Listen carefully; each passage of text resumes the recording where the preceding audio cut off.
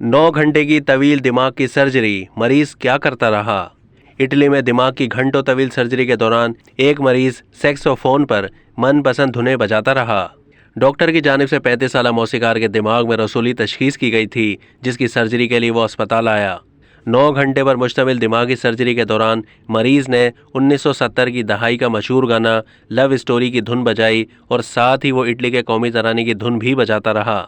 अस्पताल की जानिब से जारी करदा प्रेस रिलीज के मुताबिक न्यूरो सर्जन की जानिब से बताया गया कि सर्जरी के दौरान मरीज को बेहोश नहीं किया गया ताकि सर्जन को यकीन रहे कि मरीज के आसाब फ़ाल हैं।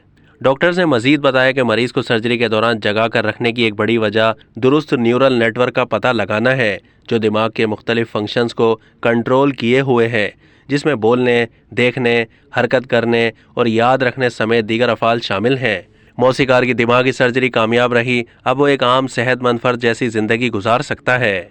अब तक के लिए इतना ही। मज़ीद मालूमात के लिए डेली जंग के यूट्यूब चैनल को सब्सक्राइब कीजिए।